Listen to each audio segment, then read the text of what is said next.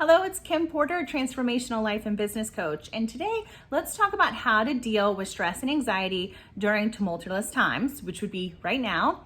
We've kind of been dealing with things for a long time, but definitely since March. We have pandemic worries, election anxiety, we have virtual school stress, we have recession and economy fears. So we have kind of like got this whole culmination of things going on that are causing a lot of people stress and anxiety, and even to the point of depression. And so I wanted to kind of give some things that you can do, but also talk about some of the things that I'm seeing and what I'm hearing. So I'm seeing a lot of people on social media talk about how they are suffering, how they've had to, they've lost a job or they've had to stay home from school. They're calling this the first female recession because it's affecting women more than any other recession in history, because we are the ones having to cut back on our work hours or close our businesses to stay home and take care of our kids and help them through virtual school. So between that, the recession and economy fears, it's been hard, right?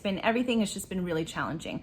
So I'm seeing this. I have therapist coaching clients for business and some life coaching, and they are seeing a huge rise in people who are dealing with depression and medications, wanting to get medications as well. So I just know that I'm seeing it, I'm feeling it, and there are some ways that we can kind of deal with this more holistically. But what I'm really calling this is a collective burnout. We are dealing with a collective burnout. So as a coach for women, I'm used to helping women who are feeling burned out because they're working so much. They're feeling overwhelmed with all the things they have going on. This is a different kind of burnout in that we are dealing with it as a collective whole. We are also having to juggle more plates than ever. And we're also dealing with the fears that go along with the economy and everything else. So we're kind of just being hit all of a sudden with all this stuff. So what is burnout? So burnout is a collection of symptoms. There's different symptoms that as a whole lead to burnout. So it could be exhaustion, panic attacks, feeling overwhelmed, anxiety, stress, a loss of sleep. So dealing with insomnia, overindulging in food or drugs or alcohol, and experiencing depression. Most of the things that cause the anxiety and fear that we're feeling right now are totally out of our control, which even heightens it even more, that there is so much out of our control. So I see people dealing with it in different ways. A lot of people have shut down, and it's totally understandable. We're dealing with something we've never had to deal with in our time. So a lot of people are shutting down and they're overindulging in food and alcohol, and they've given up this year. They're like, screw 2020, let's get to next year. I definitely believe there's some healthier ways to deal with this. If you are dealing with depression or you're feeling suicidal, that is something that you need to get professional help with. But at this time, I'm seeing a lot of women dropping CBD. I was with some moms the other day, and the girl's like, oh my God, my anxiety is through the roof. The CBD has really helped, which is amazing, whatever works. Some people are having to actually get on medication to help with depression and anxiety.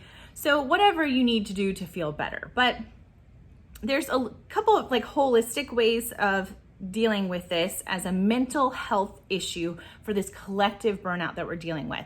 So one of them is to turn off the news and social media. Turn it off, let it go. I know we're a couple weeks till election time, but you really have to walk away from it and go do something. Go take a nap, read a book, crochet, cook a delicious dinner for your family, whatever it is that you need to do to shut it off, walk away and let it go. Because I know I can get stuck in that spiral, and I'll get on Twitter, and then 5 days later I'm like, oh my God, I feel awful. I feel terrible. It makes me feel horrible. So turn off the news, turn off social media, and take a break. And quiet your mind. Meditation, guys. This is not don't turn me off. Just hold on a minute. Just quiet your mind. So doing a guided meditation, which you can get some for free on YouTube. There's a lot of really not great ones, and there's some really good ones. So you kind of have to figure out which ones you like. If you're not into the woo-woo, maybe find something that's a little less in that kind of realm. There's tons and tons of guided meditations, really good ones. You can also get the Calm app. The Calm app is, they have meditations on there that you can sit and do. You want to take about 10 to 15 minutes a day. I'm gonna go back to this Oprah thing. If you don't have time each day to better yourself and make yourself feel better, then you don't really have a life, you have a prison. I'm not sure exactly if that's what her quote is, but it's something like that. 10 to 15 minutes a day. Doesn't have to be in the morning. The morning is great, but if you are rushed in the morning and you can't do it, take 10 to 15 minutes at some point during the day to quiet your mind. And that means no music, no talking to people, actually quieting your mind, doing a guided meditation. They are talking you through it, but it's, it's a little bit, it's just calming. It's calming. No anxiety, no stress, it's just calming. So definitely quiet your mind doing meditation. You don't have to call it meditation. You can just see me time, quiet time. Go out in nature, take a walk, buy a kayak. I bought a kayak. I love it. I'm obsessed with it. I want to kayak all the time.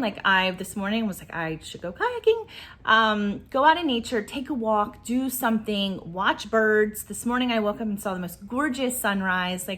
Get out in nature and just connect with the earth again.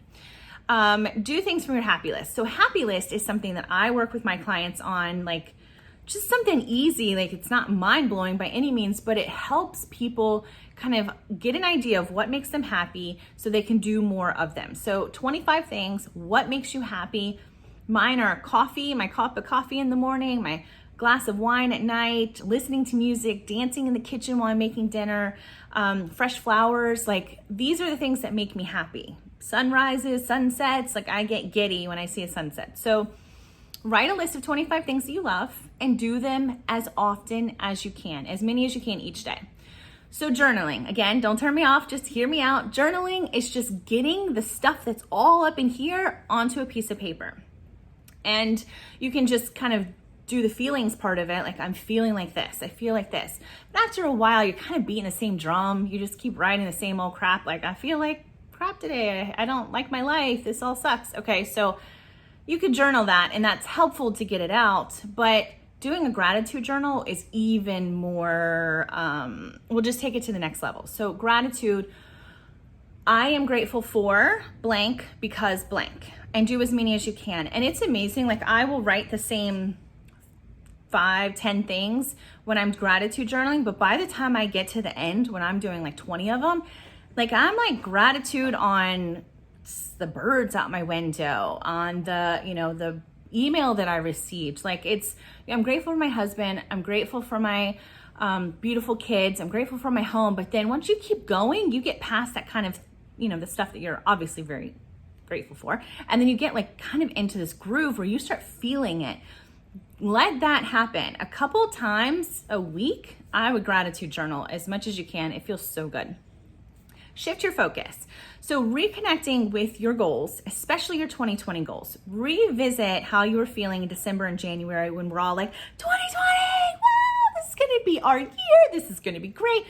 Go back to that space and remember what it was you wanted to create and what you wanted to do and what your goals were, because I know that we've lost. I looked at my calendar over the year so far and I was May, June, July. It was amazing how dead my life was, or how quiet and slow it was. So it's okay if you didn't get a lot done then. It's okay if you haven't gotten to the place that you wanted to get in 2020. All of us took a big hit this year, but realign, reconnect, remember what it was that you wanted to create this year, and just get some movement in the right direction, because that's going to move you into next year. If you think that, December 31st is going to come and all of a sudden the sky's going to open up and everything's going to be perfect, that's not going to happen. So let's get some momentum going now. Shift the focus of beating this drum of everything sucks and I hate everything to let's get back to creating. Let's create what we wanted to create in 2020. And then talking to a therapist or a life coach. If you are experiencing depression, you feel like you might need medication, that is the therapist. 100% you need to go make an appointment with a therapist and sit down and talk with someone. If you are needing help with motivation, with your goals, and having more of a holistic approach to your mental health, that would be a life coach. A life coach would be perfect for that. So I would love to help you if that is something that you think that you might need at this point. But you want to find somebody else to deal with the anxiety and the fears and the worries to help you get through them. Because when we're talking with people in our life and they are all in fear or they are all in worry, then it just kind of like perpetuates that feeling. So you want to talk with someone who has no judgment, who has no agenda other than to help you get the best life that you can and to feel better. So talking with a therapist or life coach, really important. If you could do these things every day or as often as you can, obviously you can't talk to your therapist like every single day, I mean, unless you want to, but it would make you feel calmer and more centered and more aligned and help this next year that we're all hoping is just going to be amazing. We're going to shut the door in 2020 and never look back. Hindsight is 2020. It's going to make you feel better. It's going to get you motivated. It's going to get the momentum going. So I hope these help. I'm going to, have the video. I'll do a blog post so that you can, if you prefer to read it or, make a copy of it and stick it somewhere so you have all these things. But we are experiencing collective burnout and it's happening all over the world, but definitely in the United States, we are like tapped out right now. So do these things, try to get as many as you can every day, and let's just start to like heal. We have to deal before we can heal. So we got to deal with it and then we can heal and create this life and business that we want, this career that we want. But we've got to get the momentum going and to feel better now. So thank you so much for watching. I will talk to you guys again soon. Take care.